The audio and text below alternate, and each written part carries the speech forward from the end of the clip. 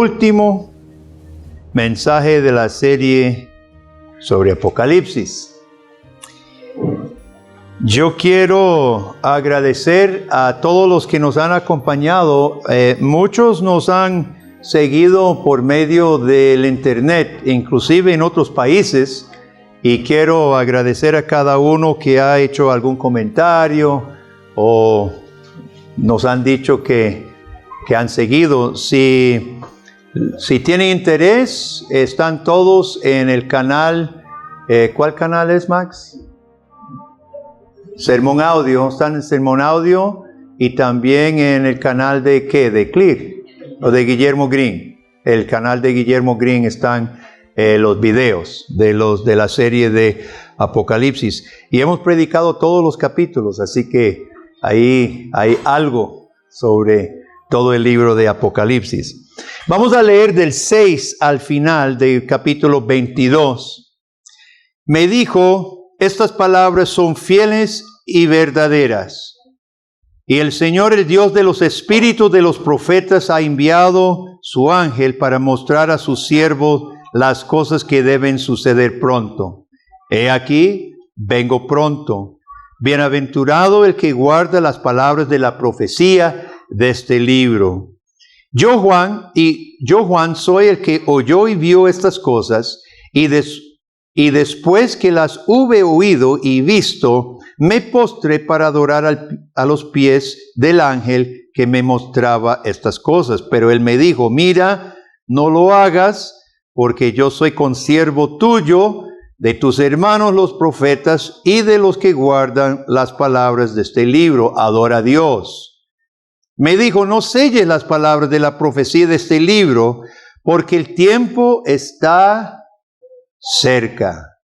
El que es injusto sea injusto todavía. El que es inmundo sea inmundo todavía. El que es justo practique la justicia todavía. Y que el que es santo santifíquese todavía. He aquí yo vengo pronto, mi galardón conmigo, para recompensar a cada uno según sea su obra. Yo soy el alfa y la omega, el principio y el fin, el primero y el último. Bienaventurados los que lavan sus ropas para tener derecho al árbol de la vida y para entrar por las puertas en la ciudad. Mas los perros estarán fuera, y los hechiceros, los fornicarios, los homicidas, los idólatras, y todo aquel que ama y hace mentira. Yo, Jesús, he enviado mi ángel para daros testimonio de estas cosas en las iglesias. Yo soy la raíz y el linaje de David, la estrella resplandeciente de la mañana. Y el espíritu y la esposa dicen, ven. El que oye, diga, ven. El que tiene sed, venga. El que quiera, tome del agua de la vida gratuitamente. Yo testifico a todo aquel que oye las palabras de la profecía de este libro. Si alguno añadiere a estas cosas, Dios traerá sobre él las plagas que están escritas en este libro. Y si alguno quitare de las palabras del libro de esta profecía, Dios quitará su parte del libro de la vida y de la santa ciudad y de las cosas que están escritas en este libro. El que da testimonio de estas cosas dice, ciertamente vengo en breve. Amén. Sí, ven, Señor Jesús. La gracia de nuestro Señor Jesucristo sea con todos vosotros. Amén.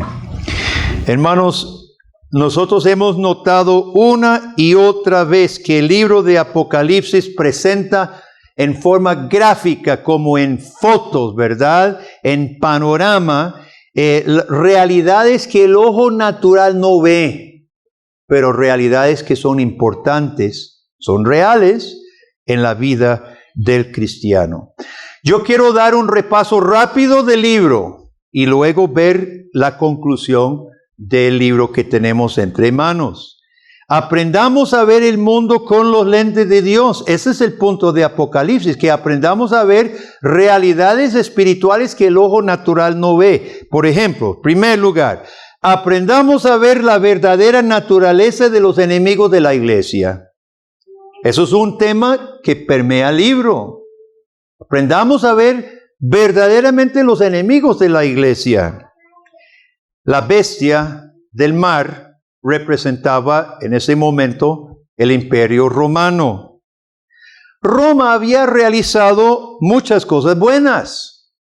Había rescatado ciudades en Asia Menor, en el mundo griego, y por eso muchas de esas ciudades amaban los romanos. Nerón decía, aquí no me aman en Grecia, y algunos emperadores se pasaron a vivir en Constantinopla porque el oriente amaba a los emperadores más que Roma mismo. Roma había construido un imperio exitoso por un tiempo, pero Roma gobernó en última instancia para sí mismo. Utilizó su poder, su administración, que fue extensa y muy buena, usó su ejército, usó su tecnología, que fue avanzada, pero ¿para qué lo usó?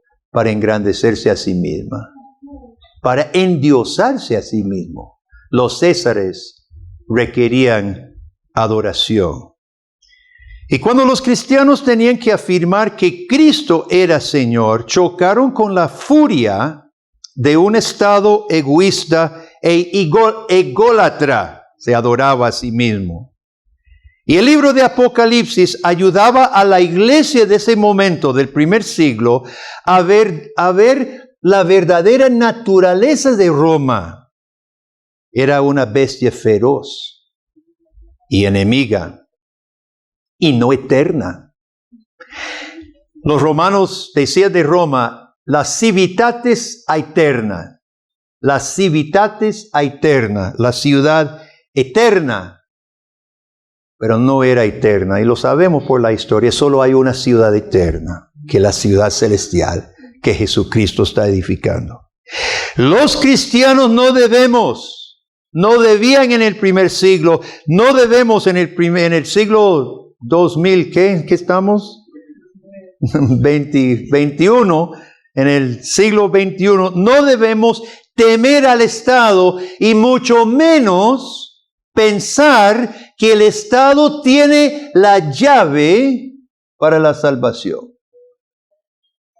Los calvinistas, durante la historia, desde la Reforma Protestante en adelante, los calvinistas han sido fuerza en la historia para un gobierno limitado, un Estado que se dedique a lo que debería, la justicia, la protección de la sociedad, lo que los estados menos hacen hoy, y se meten un montón de cosas que Dios nunca estableció para el Estado.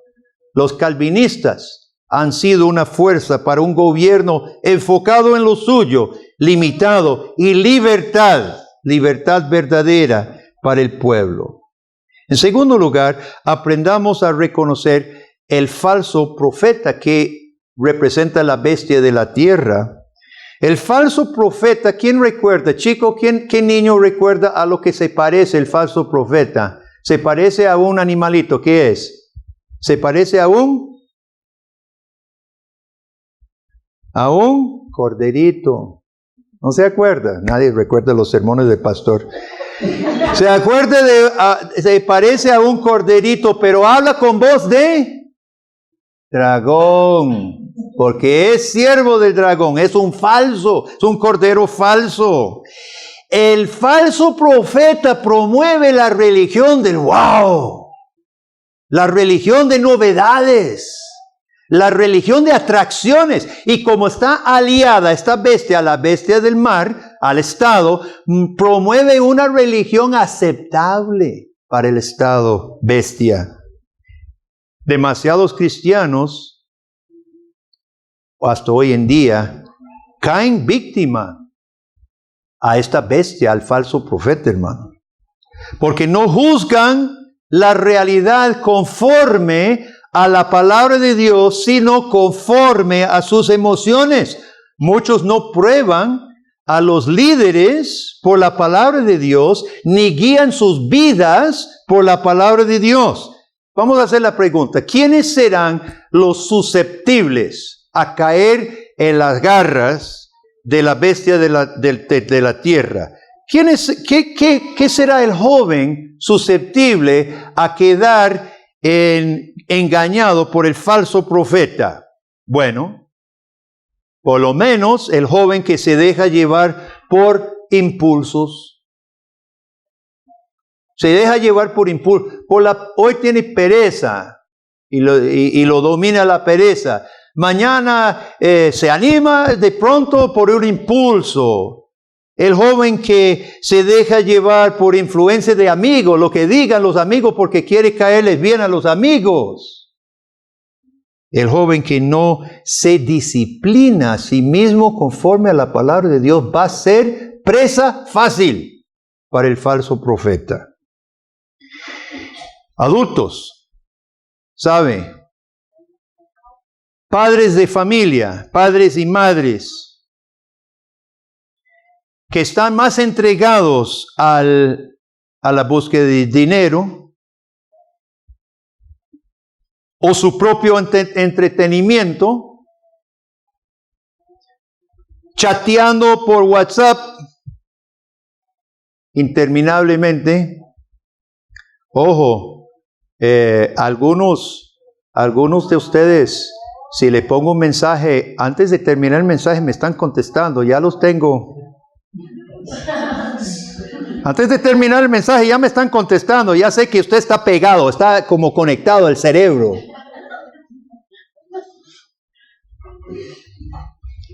¿Qué es lo que pasa, hermanos? Padres más ensimismados, como dice el hermano Juan Carlos, yo no sé si esa palabra existe, pero es una buena palabra, ensimismados,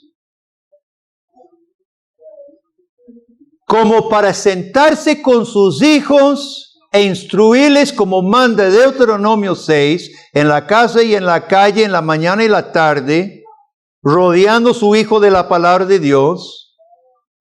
¿Cuántos libros para los niños de la Biblia tiene usted? Papá, mamá, quiero hacerle la pregunta concreta. ¿Cuántos libros ha provisto usted? ¿Cuántos medios de la palabra de Dios ha provisto usted para sus hijos? Es una pregunta concreta. ¿Sabe qué? El falso profeta alimenta el egoísmo. Usted está en manos, si usted está en estas prácticas, ignorando su deber de padre y madre con sus hijos, usted se está dedicando al dinero, al propio entretenimiento, a lo suyo. Usted ya está en manos del falso profeta, porque la tarea del demonio es alimentar el egoísmo. Y lo que pasa es que el demonio alimenta su egoísmo y usted a su vez pone el ejemplo de egoísta a sus hijos, y usted está criando otros egoístas, egocentristas, que piensan solo en sí mismos, en su comodidad, en su interés, nada más, que no importa el resto del mundo. Ojo. ¿Qué universitario estaría susceptible al falso profeta? El universitario que no discierne la antítesis en el mundo de las ideas y se deja convencer de que el hombre es capaz de crear sus propios ideales trascendentales para salvar a la sociedad sin necesidad de la revelación de Dios. Hermanos, el falso profeta se parece todo amable. Satanás se presenta como ángel de luz. El falso profeta se presenta interesante, hasta poderoso, dice Apocalipsis, utilizando lenguaje figurativo, que hace bajar fuego del cielo, señales potentosas. Pero recuerde cómo termina, capítulo 13, del 16 en adelante. ¿Cómo termina? Termina en una distopia, en una tragedia, la sociedad bajo el falso profeta. Hace que todos los que le sirvan se marquen, lleven su marca, y no pueden ni comprar ni vender, sino sirve a la bestia. Le quita la libertad, termina siendo esclavo a la bestia, y si no come ni bebe, usted muere. El falso profeta es simplemente otra bestia, sierva del dragón. No se deje engañar, por favor. Aprendamos a ver también, a la luz de Apocalipsis, a la ramera, capítulos 17 al 19. La ramera, ¿qué representa? ¿Se acuerda de esos mensajes? No, mejor no les pregunto. ¿Qué representa la ramera, hermano? La ramera representa la atracción de la prosperidad. Representa la afluencia y aceptación social. ¿Se acuerda que habla de mercaderes y bienes que van y vienen y se venden, y luces y maravillas y prosperidad? Y yo diría que esta posiblemente en el primer siglo, en el siglo en que estamos nosotros, esta posiblemente es la estrategia más efectiva de Satanás para anular el testimonio de la iglesia. El cristiano atrapado en la red de la ramera, ¿qué hace? Gasta todas sus energías, gasta toda su creatividad, gasta todo su dinero y sus bienes en función de la ramera, en función de ser aceptable a la ramera y a los que pertenecen a la ramera. Y usted no está gastando sus energías para el reino de Dios, su creatividad para el reino de Dios, no está invirtiendo sus bienes en el reino de Dios. ¿Cuáles podrían ser algunas evidencias de estar sirviendo a la ramera? Listo. Desorden financiero. El cristiano que se endeuda innecesariamente para tener cosas, solo porque los demás siervos de la ramera las tienen, está montada sobre la bestia junto a la ramera. Usted obviamente no está pensando en el reino de Dios, no se endeuda. Nadie llega a Gerson al principio de año, dice: Gerson, yo quiero dar más de mi diezmo posible y a ver si. Pero por las cosas que ofrecen la ramera, si lo hacemos. Yo no estoy en contra de todo préstamo para comprar casa. Entiendo que es necesario un préstamo. Pero para comprar una batidora para la cocina, hermanos, ¿usted prefiere pagar sus intereses a la tienda que traer su ofrenda al Señor, que podría representar esos intereses, etcétera, etcétera? Segundo, no podemos ignorar una táctica nueva de la ramera en nuestro tiempo, en los últimos 50 años, para anular completamente la efectividad de los cristianos en este mundo. ¿Cuántos cristianos están adormecidos y atontados por causa de estar hipnotizados por su teléfono? Otra vez, voy a hablar del teléfono. Acabo de escuchar anoche mismo una encuesta terrible. Hicieron una encuesta en Estados Unidos y muchas veces, como es casi la misma cultura en este sentido de los medios, se aplica, apuesto que se aplicaría bastante a Costa Rica. Más de la mitad de los millennials crecidos y alimentados de todo lo que sabemos de los medios sociales, más de la mitad se sienten solos. Oiga, solos. Todo el día están con Twitter y Facebook y chateando y se sienten solos. Y el 20%, la quinta parte, no tiene un solo amigo íntimo, dijeron. 0. ¿Cómo es posible? Este aparato con que usted se comunica con todo el mundo, hermano, está terminando de dejar a las personas con 0 amigos.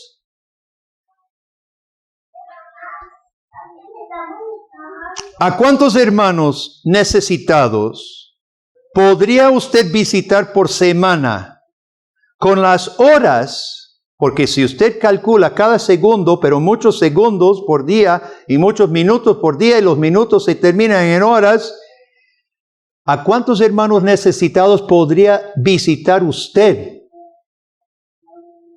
si dejara de influir el mundo, según usted, a través de su teléfono? Con realidad virtual, que no es ninguna realidad. No es una realidad. No nos estamos haciendo mejores cristianos, hermanos. No estamos socorriendo mejor a la viuda y al huérfano, que es lo que manda la Biblia. Ahora, vamos a aclarar, por favor, escuchen bien. Nosotros no estamos en contra de ninguna herramienta bien utilizada. Ustedes saben que yo tengo un teléfono y yo uso el teléfono para comunicarme con ustedes. No estamos en contra de una herramienta. Pero la encuesta oficial de Guillermo Green, que se acaba de realizar cuando hice este sermón, indica que el 90% del tiempo en los teléfonos, oiga lo que dice la encuesta oficial de Guillermo Green. El 90% del tiempo en los teléfonos es una pérdida de tiempo. Bueno, póngale 70, póngale 50, póngale 30. La Biblia dice aprovechando bien el tiempo. Porque si estamos perdiendo, aunque sea un 20% del tiempo, hermano, es pecado. Es perder el tiempo cuando hay mucho trabajo que hacer. Hagamos un trato. Hagamos un trato, hermano. Después de que usted y yo hayamos visitado a doña Leti, o después de que hayamos buscado al enfermo, después de que hayamos auxiliado a la madre soltera, entonces encendamos el teléfono. Pero por favor, no pongamos como pretexto que no tenemos tiempo de servir, cuando sus chats suman cientos por día. ¿Cierto o no? O miles. Podemos revisar los teléfonos, si estoy exagerando, o los Facebook, etc. Hermanos, muchos cristianos hoy, reconozcámoslo, están montados sobre la bestia junto a la ramera, junto con los impíos, totalmente inútiles para el reino de Dios, porque el demonio ha utilizado una herramienta buena para hacernos inútiles, para tontarnos y desviarnos y consumir todo nuestro tiempo. Apocalipsis nos ayuda a percibir una realidad peligrosa anticristiana. Sutil. Las bestias son sutiles, la ramera es sutil. Esto de ser aceptable ante el mundo es sutil, hermano. Y muchos hemos caído sin reconocerlo, sin darnos cuenta de lo que está pasando. ¿Qué vamos a hacer? Ahora, Apocalipsis nos ayuda no solo a ver las dos bestias, a ver la ramera. Apocalipsis, más importantemente, nos ayuda a ver al Cristo victorioso, porque en medio de bestias, rameras y dragones que hacen todo lo posible para atrapar, seducir y destruir a la iglesia, nosotros vemos al Cordero que Él es victorioso. Y esto debe traernos ánimo, confianza y ganas de obedecer. Apocalipsis nos ayuda a tener una perspectiva, ¿cómo llamamos? Escatológica. No una perspectiva miope. No una perspectiva de solo ver mi vida. ¿Qué es lo que vemos cuando solo miramos nuestra vida? Vemos bestias y rameras y dragones. Pero ¿qué nos presenta Apocalipsis? Presenta bestias, rameras y dragones, pero presenta un panorama final, hasta el final. Y el Cordero es victorioso, siempre se presenta como el que fue inmolado, pero ahora está en pie y está gobernando y nos reunirá un día en gloria con Él. Apocalipsis nos ayuda a nutrir, hermano, el deseo de pronto unirnos con aquella multitud sin número, cuando adoremos juntos al Señor Jesús. ¿Cuántos añoran ese día? Yo no sé en qué idioma vamos a reunirnos. Mi hijo piensa que es hebreo. Claro, como está estudiando hebreo y ninguno de nosotros sabemos hebreo, ¿verdad? Él piensa que va a ser hebreo. Dice un profesor de él que seguro fue el idioma del Edén. Pongámonos a estudiar hebreo o llevaremos clases allá, me imagino, si es solo un hebreo que hay que alabar a Dios. No sé en qué idioma vamos a adorar, pero hermano, si aquí es bonito cuando cantamos todos juntos un canto que amamos, imagínense una multitud sin número, elevar nuestras voces al Señor Jesús, con Cristo presente, Hermanos, nutramos ese deseo, porque es necesario que su corazón esté dirigido hacia algo. Muchos hoy no tienen propósito en su vida, no tienen ilusión, no tienen ningún sueño. Hermano, el cristiano nunca tiene por qué estar desilusionado, desesperado, sin esperanza. Nosotros sabemos a lo que vamos. Así que nutramos nuestro corazón, meditemos eso para que cada día Dios nos inspire y nos ayude. Otro punto, Apocalipsis nos ayuda a vernos a nosotros mismos como Dios nos ve. ¿Cómo se llama la iglesia en el libro de Apocalipsis? ¿La qué? La novia amada del Cordero. ¿Qué hizo Jesús por su novia? Murió. La defendió hasta dar su vida por ella, hermanos. Eso somos nosotros. Y no solo murió por nosotros, sino Jesús va a hacer todo lo necesario para reunirnos con Él. Tanto amor. Aún sus reprensiones y sus disciplinas. ¿Quién recuerda cuál fue? Mejor no pregunto. ¿Cuál fue la peor iglesia de las 7? La Odisea. La Odisea fue la iglesia más pomposa, fue una iglesia rica, pero una iglesia odiosa, se creía suficiente, ni caliente ni fría, tibia, guaja, dice Jesús, te voy a vomitar de mi boca, no los tolero. Pero aún esta iglesia, vea lo que Jesús le dice a esta iglesia, yo reprendo y castigo. ¿A quiénes? A todos los que yo amo. Los amaba, aún en su desobediencia. Los amaba. Sé pues celoso y arrepiéntete. Hermanos, Cristo ama aún a la iglesia de Laodicea. Nosotros debemos vernos como Dios nos ve. Su novia querida. De modo que Jesús dice, sé pues celoso. Sean celosos de lo que tienen, la imagen de Cristo. Seamos celosos, hermanos, de esa imagen de Cristo impresa sobre nuestra iglesia. Apocalipsis presenta a la iglesia como los que están vestidos de ¿qué? ¿Qué vestiduras?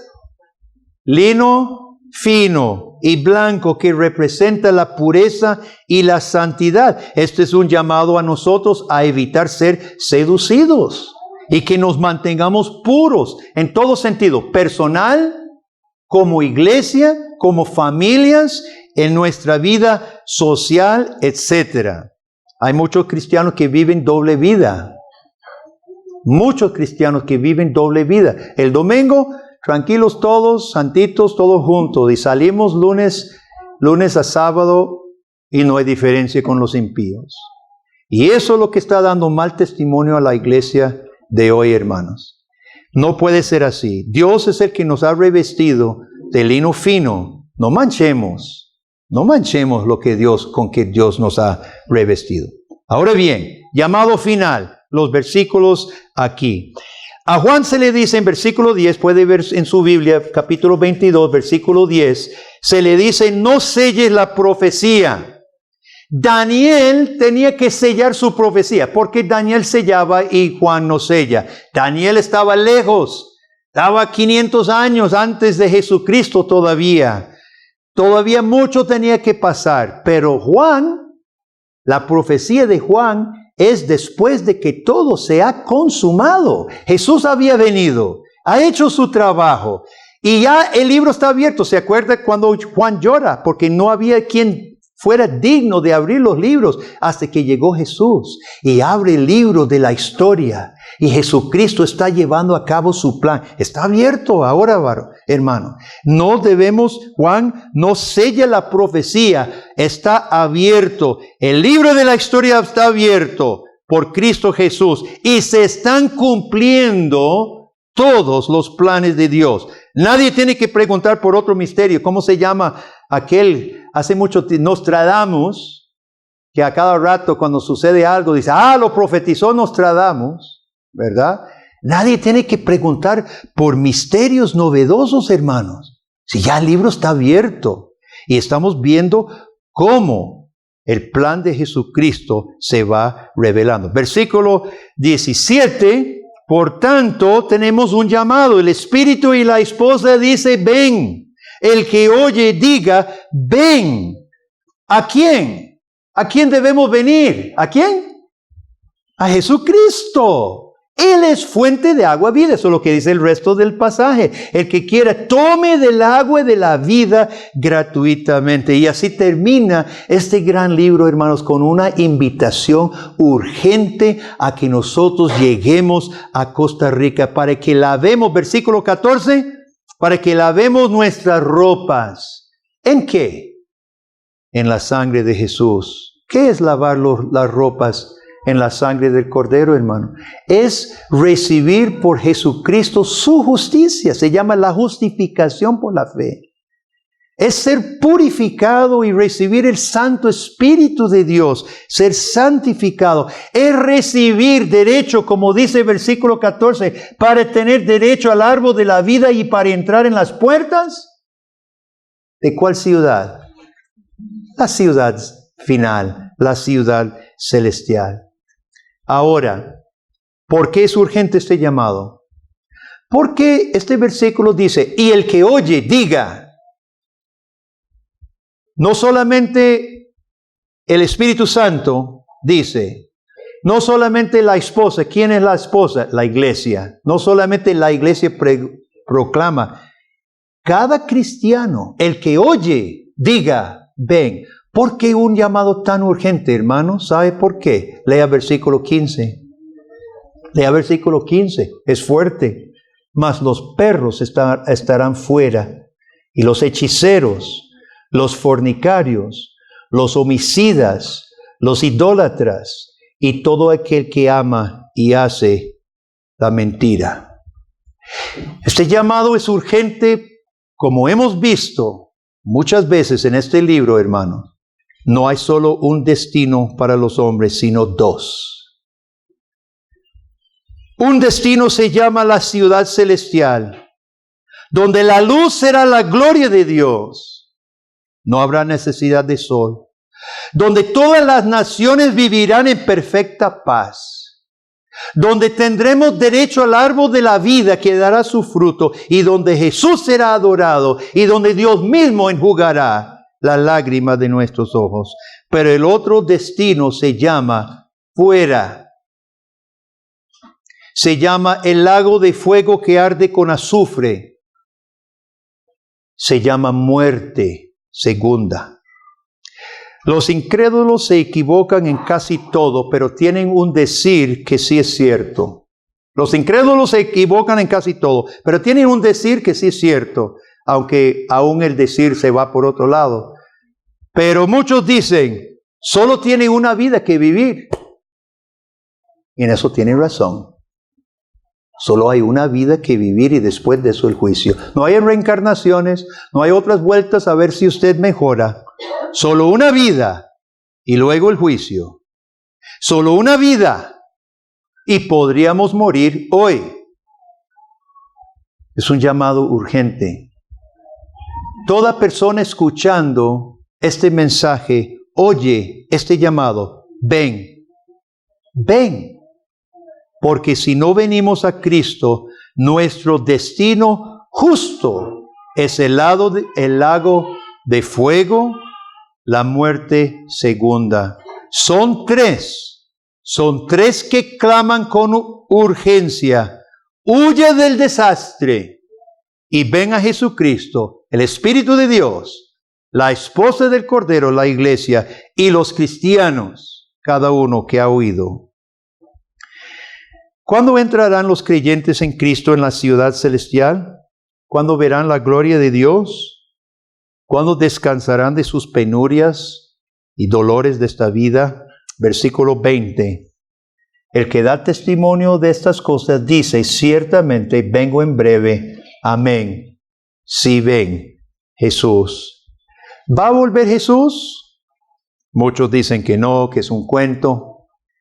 Pero en los versículos 18 y 19 se apelan a las plagas. Dice que el que quite o que añada a esta profecía se le añadirá las plagas. ¿Cuántos recuerdan cuando Moisés anunciaba las plagas en Egipto y Faraón no creía hasta que cayera la plaga. Después lloraba y le pedía que le quitara la plaga. Aquí, hermanos, las plagas se han anunciado y ya se están dando. Jesús ya está dando testimonio que su palabra se cumple. No es cuento. Jesús cumplió con Egipto las plagas. Jesús está cumpliendo las plagas de Apocalipsis, está dando evidencia de su palabra. Tenga por seguro, querido amigo que me escucha, Jesucristo volverá. Y pronto usted y yo veremos su rostro. Y le quiero preguntar, ¿cuál será el aspecto de ese rostro hacia usted? Un rostro severo de un juez justo, sacándolo a usted de su presencia para siempre, porque usted nunca se arrepintió de su pecado y nunca aceptó a Cristo como su Salvador. O el rostro que le recibe será el rostro bendito de tu Salvador, que lo recibe con brazos abiertos. Unos dicen que no venga. Los unos que no están preparados dicen, mejor no venga. Pero yo espero que cada persona aquí presente hoy que pueda decir sinceramente, sí, ven Señor Jesús, Maranata. Amén. Amén. Oremos. Ven Señor Jesús, es nuestra oración. Y mientras tanto, tu iglesia junto con el Espíritu y junto con los cristianos, seguiremos diciendo, ven, al que tiene sed, venga al agua, a beber del agua de la vida gratuitamente. Padre, refina tu iglesia como tú refinas el oro fino. Depúranos, Señor, límpianos, quita de nosotros todo lo que nos haga tropezar, todo lo que nos estorbe, lo que nos esté anulando nuestro testimonio, Padre, por favor, quítalo y levanta esta iglesia, Padre, sinceramente como sierva, digna del nombre de Jesucristo. Padre, lo pedimos en su nombre. Amén y amén.